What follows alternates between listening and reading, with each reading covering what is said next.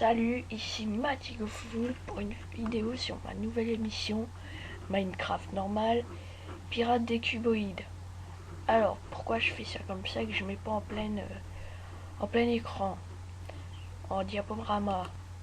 Parce que la vidéo doit pas dépasser. J'avais fait une vidéo de 20 minutes pour présenter tout et ils me l'ont viré parce que c'était trop grand.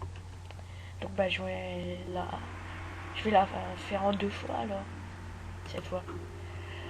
Alors voilà, l'émission est présentée par moi-même, Matigoful, sur le truc de ma chaîne est là, www.youtube.com/user/Matigoful. Ensuite, les questions utiles. La map de cette émission suivie sera celle de Pirates des Cuboïdes, qui est disponible ici. Je mettrai le lien dans la vidéo. Le pack de textures, c'est Cobblecraft, que vous pouvez retrouver sur www.minecraftfrance.fr, ou le Pirate Pack, que j'utiliserai sûrement pas parce que après le jeu lag trop sur mon ordi, mais que vous pouvez trouver dans le lien dans le pack complet qui est dans le lien qui est ici. Ensuite, question utile.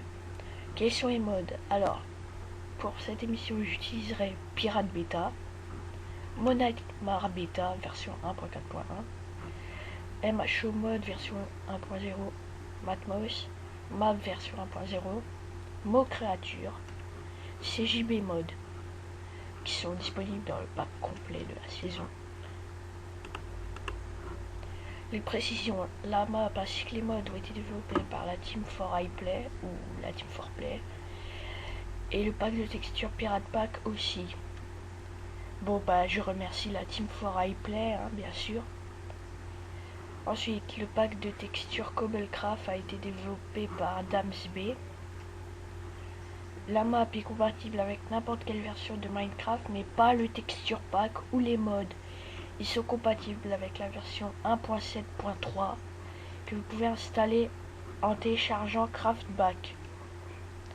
Voilà pour les infos utiles. Ensuite, on va parler un peu plus du jeu. D'abord, les îles. Cette map possède 9 îles principales, dont New Providence, Port-Royal, l'île de la Tortue, l'île aux singes, l'île du Crâne, l'île des Sables, Médusa, les ruines englouties, l'île de l'Enfer. Donc vous imaginez déjà avec 9 îles, plus l'île de départ et les îles secondaires, ça fait beaucoup ça fait beaucoup à explorer. Ensuite, si vous avez installé les modes que j'ai cités précédemment correctement, la boussole n'indique pas le nord mais New Providence. Ensuite, les 9 morceaux de cartes et la carte au trésor. Alors le mode chasse au trésor ajoute 9 morceaux de cartes qui ne servent à rien seuls. Ils portent tous un numéro et sont uniques, donc ne peuvent pas être empilés. Ils sont cachés dans les coffres de la map. De toute manière, je peux rien empiler, j'ai pas installé le mode qu'il fallait pour ça.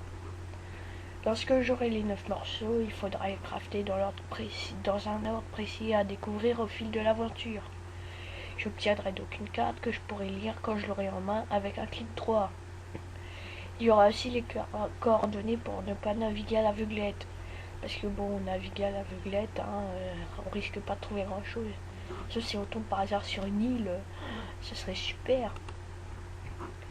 Ensuite, le mode pirate. Il rajoute 2 nouvelles armes à distance, un bateau amélioré, un voilier, une nouvelle créature dont c'est hostile, dont vous avez un exemple là, ici. 10 nouveaux items, que vous avez un exemple en bas. Alors les nouvelles armes de distance sont les couteaux lancés. Parfois droppés par des pirates lanceurs de couteaux, on peut les lancer en faisant un clic droit. Le canon à main, arme à feu avec une grande force d'explosion. Ne pas utiliser à bout portant ou sur un décor important. Fabriquer des boulets de canon est nécessaire pour l'utiliser. C'est vrai que le canon ça fait mal. Ensuite, Le bateau amélioré, le voilier, alors le craft est ici. Ce bateau se dirige comme la barque classique de Minecraft, sauf qu'il a un nouveau désigne, une fiche de renseignement et un coffre. Il se compose de 5 éléments plus un coffre. Ensuite, la cale du bateau peut être ouverte avec une clé de Mamike. Sa coque peut être en fer ou en diamant, ce qui augmente la résistance. Les créatures, il y en a un peu plus de 50, dont le perroquet sauvage peut être dompté, il est pacifique et se trouve dans 8 coloris différentes. Les sirènes, ce sont des mobs coriaces qui agresseront quiconque se baignera dans l'eau près d'elles. Elles craignent les épées en pierre. Le pirate fantôme, il n'apparaît que dans des endroits précis qu'il hante. Il ne vous attaque pas si vous n'êtes pas armé, sinon il vous attaque à vue. Ensuite, les capitaines, moi je dis capitaine pour aller plus vite. Pirates ayant hérité des chevaliers noirs, ils sont plus grands que la normale et plus puissants aussi.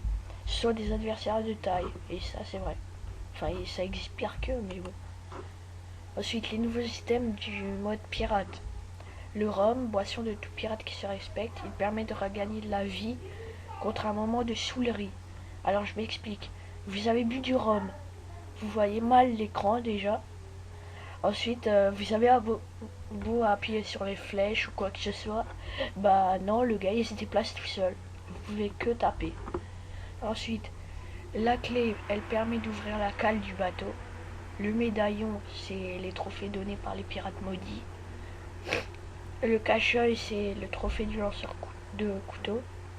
L'écaille de sirène, c'est le trophée de la sirène. La plume de perroquet, c'est le trophée du perroquet. La jambe de bois, c'est le trophée du pirate unijambiste. La barbe de pirate, c'est le trophée du capitaine. L'ectoplasme, c'est le trophée du pirate fantôme. Et un trophée inconnu, c'est le trophée du Mamike. Le mode des machos, ils rajoutent 15 ennemis hostiles en plus et leurs trophées. En fait, leurs trophées, c'est des poupées à leur effigie.